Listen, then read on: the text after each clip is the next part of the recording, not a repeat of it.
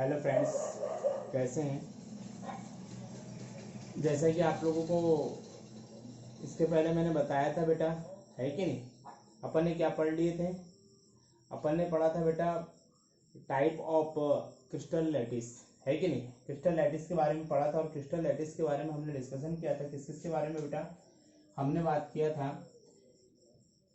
First simple cubic, दूसरा बात किया था बेटा अपन ने सेंटर्ड क्यूबिक के बारे में। क्लियर। आपको बताया था कि सेंटर्ड क्यूबिक जो होता है ये फर्दर मतलब तीन टाइप के होते हैं। एक होता है बेटा फेस सेंटर्ड, ठीक है। दूसरा होता है बॉडी सेंटर्ड और थर्ड जो होता है इसको बोलते हैं अपन बेटा एंड सेंटर्ड। क्लियर है। एक बार मैं सभी के बारे में थोड़ा सा आप लोगों को बता देना चाहता हूं, है कि नहीं। सिंपल क्यूबिक किसको कहते हैं कि जिसमें एटम्स जो होते हैं वो कहाँ पे होते हैं बेटा, एटम्स ओनली और ओनली फॉर कहाँ पे होते हैं बेटा, एट कॉर्नर्स। कहाँ पे होते हैं, एट कॉर्नर्स। किसकी बात करने जा रहा हूं बेटा, ये एचसीसी की। एचसीसी में एटम्स कहाँ पे होते हैं बेटा, ओनली और एट कार्बन में कॉर्नर्स में होते हैं, है कि नहीं। अब अपन बात करेंगे सेंटर्ड क्यूबिक, है ना। सेंटर्ड क्यूबिक में क्या होता है कि सेंटर्ड क्यूबिक में क्या बोलते हैं, एटम्स जो होते हैं ये ओनली कॉर्नर्स में ही नहीं होते, कॉर्नर्स के अतिरिक्त और दूसरी पोजीशनों में भी होते हैं, कि नहीं।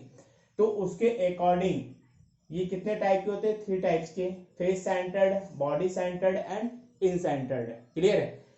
थोड़ा सा मैं इसके बारे में बता चुका था इसके प्रीवियस वाली क्लास में। इसके प्रीवियस वाला वीडियो मेरा आप देख सकते हो वहां पे जाकर, है कि नहीं। तो वहां पे मैंने आप लोगों को इन तीनों के बारे में बता दिया है। फिर भी मैं इसको एक बार और ब्राइट में इसको क्या करता हूँ, आप लोगों को बता देता हूँ, है कि नहीं।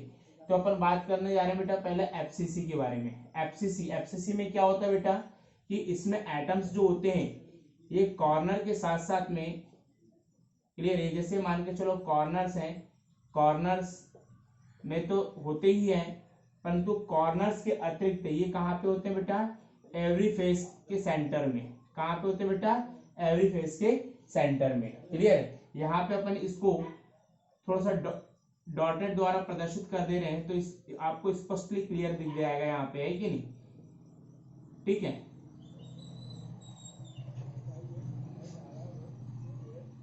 ये देखिए, ठीक है।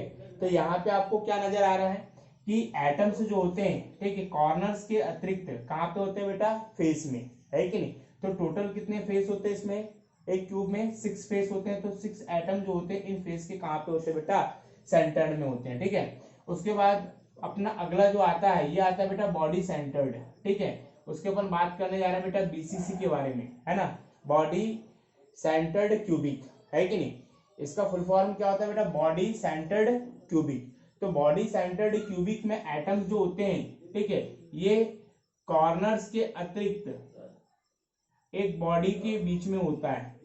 क्लियर है। इसको अपन क्या बोलते हैं बेटा, बॉडी सेंटर्ड। क्या बोलते हैं इसको अपन, बॉडी सेंटर्ड। मतलब इसमें एटम जो होता है ये कॉर्नर्स के अतिरिक्त कहाँ पे होता है बेटा, सेंटर में होता है। क्लियर है। क्यूब के सेंटर में होता है। इसको अपन क्या बोलते हैं बेटा, बॉडी सेंटर्ड।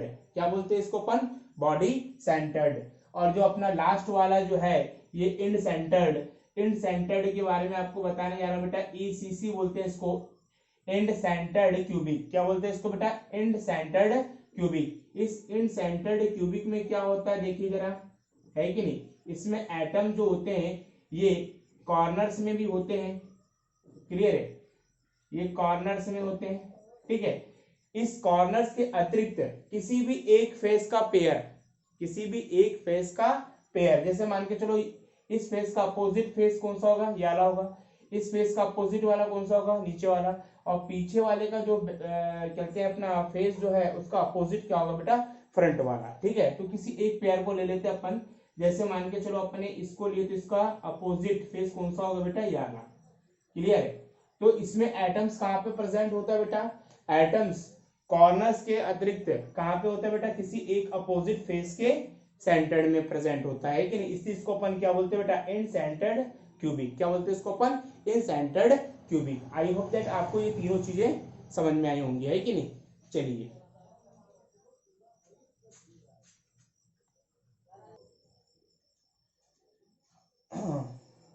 अब इसके बाद अपन आपको बहुत एक इंपॉर्टेंट इंफॉर्मेशन में बताने जा रहा हूँ, उसे ध्यान दीजिए, है कि नहीं। अपन ने बेटा इसके पहले क्या पढ़ चुका है, मैंने आप लोगों को बता दिया है कि नहीं, कि कितने क्रिस्टल लैटिस होते हैं, कितने टाइप के होते हैं, 4 टाइप के, है कि नहीं। एक होता है simple cubic, simple cubic, simple centred cubic, ठीक। उसके बाद सेंटर्ड के अंतर्गत को कितने आते हैं बेटा, 3 टाइप के, face centred cubic, and centred cubic and body centred cubic. अब मैं आपको यहाँ पे बताने जा रहा हूँ, जैसे यहाँ पे देखिए, ये क्रिस्टल को देखिए, ठीक है, ये आपको क्रिस्टल दिखाई दे रहा है, ठीक है। अब यहाँ पे मैं आपको बहुत एक इंफॉर्मेशन देने जा रहा हूँ बेटा, कि इस एटम में जो एटम जो मान के चलो एटम कॉर्नर्स में, ठीक है, कोई एटम मान के चलो कॉर्नर्स में प्रेजेंट है, तो जो एटम कॉर्नर्स में प्रेजेंट है तो उसका इस यूनिट सेल में कंट्रीब्यूशन कितना है, ठीक, वो मैं आप लोगों को बेटा एक्सप्लेन करने जा रहा हूँ, ठीक है। इसे ध्यान से समझेंगे आप, बहुत इंपॉर्टेंट है। अभी अगर अपन बात करें तो यहाँ पे थोड़ा सा स्ट्रक्चर को देखिए आप,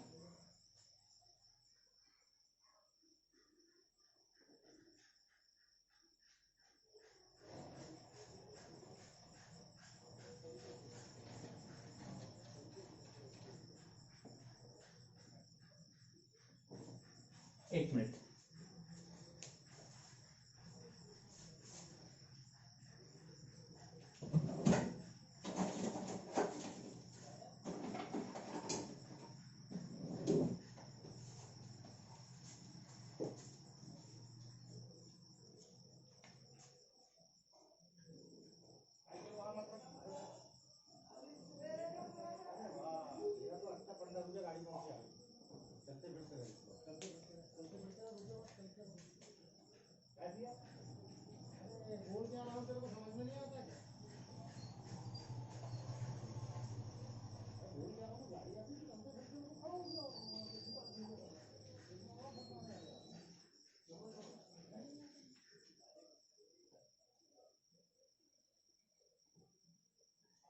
अब यहाँ पे देखिए, इस पिक्चर को देखिए, है कि नहीं।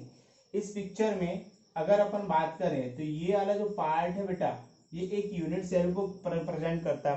मान के चलो फर्स्ट वाला अपन लेते हैं, है कि नहीं। इसको थोड़ा सा मिला लेते हैं, ठीक है।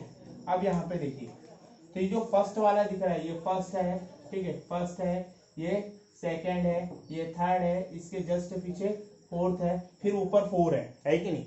तो अब यहाँ पे आप देखें, क्लियर, यहाँ पे आप देखें कि कोई एटम अगर मान के चलो यहाँ पे प्रेजेंट है, ठीक है, ये एटम है, ठीक है, जो मैंने कौन सा एटम बनाया बेटा, ये वाला एटम, ठीक है, ये एटम मैंने यहाँ पे बनाया है। इस प्रकार से यहाँ पे इसको मैं क्या कर रहा हूँ बेटा, रिप्रेजेंट कर रहा हूँ, ठीक है। अब ये देखें कि ये एटम जो है ये कितने यूनिट सेल के टच में आ रहा है, ठीक है। ध्यान से देखेंगे, ये एक यूनिट सेल हो गया, इसके जस्ट बाद वाला पीछे हो गया, ठीक है, इसके जस्ट बाद वाला ये हो गया, और इसके जस्ट बाद वाला पीछे हो गया। मतलब टोटल यहीं पे कितने हो गए, 4, और 4 कहाँ पे बेटा, ऊपर, जस्ट इसके ऊपर। तो अपन बोलेंगे कि ये एटम जो है टोटल कितने यूनिट सेल के मतलब कांटेक्ट में आता है, 8 यूनिट सेल के कांटेक्ट में आता है, क्लियर है। तो ये याद रखिए कि जब मान के चलो ये एटम 8 यूनिट सेल के कांटेक्ट में आएगा, तो एक यूनिट सेल के लिए इसका कंट्रीब्यूशन कितना है, ये मैं आपको बताने जा रहा हूं, है कि नहीं। तो यहाँ पे ध्यान दीजिएगा इसको, है कि नहीं, कि यदि मान के चलो जो एटम कॉर्नर्स में है, तो इसका एक पर्टिकुलर यूनिट सेल के लिए कंट्रीब्यूशन जो होता है, ये होता है बेटा 12.5%। कितना होता है बेटा, 12.5%, या इसी को ओपन 1/8 बोलते हैं, क्लियर है। कितना परसेंट है बेटा, 12.5%, या इसी को अपन क्या बोलते हैं बेटा, 1.8%। अपन यहाँ पे क्या देख रहे हैं बेटा, contribution of atoms, contribution of atoms in unit cell, मतलब किसी यूनिट सेल में एटम्स का कंट्रीब्यूशन कितना है ये आपको बता रहा हूं मैं, है कि नहीं। कि यदि मान के चलो कोई एटम कहाँ पे बेटा, कॉर्नर में, तो उसका यूनिट सेल के लिए कंट्रीब्यूशन कितना होता है 12.5%, या इसी को अपन 1/8 बोलते हैं, है कि नहीं। अगर मान के चलो कोई एटम कहाँ पे बेटा, यहाँ पे, क्लियर, कहाँ पे बेटा, फेस में, ठीक है। तो अभी मैं आपको ये बताने जा रहा हूं बेटा, यहाँ पे ध्यान दीजिए। सपोज यहाँ पे आपको क्या दिख रहा है, ये एक फेस दिखाई दे रहा है, ठीक है, ये एक फेस दिखाई दे रहा है। अगर मान के चलो, और इसके जस्ट बाद में एक यूनिट और सेल है, ठीक है। अगर मैं मान के चलो इस एटम को यहाँ पे अगर मैं फिट करूं, क्लियर है, और इसके जस्ट बाद में एक और यूनिट सेल है, तो ये एटम जो है ये दो यूनिट सेल के कांटेक्ट में आएगा, याद रखना इस बात को, ठीक है। तो ये यूनिट सेल जो है, ये एटम जो है ये दो यूनिट सेल के कांटेक्ट में आएगा। इसलिए अपन क्या बोल सकते हैं कि इस यूनिट सेल का इस एटम का इस यूनिट सेल के लिए कंट्रीब्यूशन कितना है बेटा, 50%। कितना है बेटा, 50%। और अगला 50% किसके लिए होगा बेटा, दूसरे यूनिट सेल के लिए, है कि नहीं। तो अपन क्या बोल सकते हैं कि इसका कंट्रीब्यूशन इस पर्टिकुलर यूनिट सेल के लिए कितना है बेटा, ये होगा बेटा 50%, ठीक है। या इसी को अपन क्या बोल सकते हैं बेटा, 1/2। क्या बोल सकते हैं, 1/2। इसका मतलब क्या है कि यदि कोई एटम कहाँ पे बेटा, फेस के सेंटर में, तो उसका उस यूनिट सेल के लिए कंट्रीब्यूशन कितना होगा, 1/2 या 50%, ठीक है। उसके बाद नेक्स्ट ये है बेटा कि अगर कोई एटम कहाँ पे प्रेजेंट है बेटा, कहाँ पे, बॉडी में, बॉडी के सेंटर में, क्लियर। ये एटम कहाँ पे बेटा, एकदम सेंटर में, कहाँ पे, एकदम सेंटर में। तो यदि मान के चलो कोई एटम अगर मान के चलो सेंटर में होता है, तो उस यूनिट सेल में उसका कंट्रीब्यूशन क्या होगा बेटा, 100%, क्योंकि वो उसी यूनिट सेल के अंतर्गत है कि नहीं। तो इसका अपन कंट्रीब्यूशन बोले तो कितना होता है बेटा, 100%, या इसी को अपन क्या बोलते हैं बेटा, 1, ठीक है, याद रखिएगा, ठीक है। अगर मान के चलो, अब अगला बात अब बताने जा रहे हैं बेटा कि यदि कोई मान के चलो एटम कहाँ पे बेटा, ये एज में, कहाँ पे बेटा, एज में। अब यहाँ पे ध्यान दीजिए, मैं किसकी बात करने जा रहा हूँ उसे ध्यान से समझेंगे आप, ठीक है। कि यदि मान के चलो कोई एटम कहाँ पे बेटा, यहाँ पे एज में, तो ये एज में कितने यूनिट सेल के कांटेक्ट में आएगा बेटा, 4। एक याली, एक इसके जस्ट, और एक इसके बाजू में, और एक उसके बाजू में। तो ये एटम जो है ये टोटल कितने यूनिट सेल के कांटेक्ट में आने वाला है, 4 यूनिट सेल के कांटेक्ट में आने वाला है। तो अपन बोलेंगे कि पर्टिकुलर इस यूनिट सेल के लिए इसका कंट्रीब्यूशन कितना है, तो ये होता है बेटा 25%। कितना होता है, 25%, ठीक है। इसी को अगर अपन रेशियो में अगर देखें तो और वो क्या होता है, 1/4, क्लियर।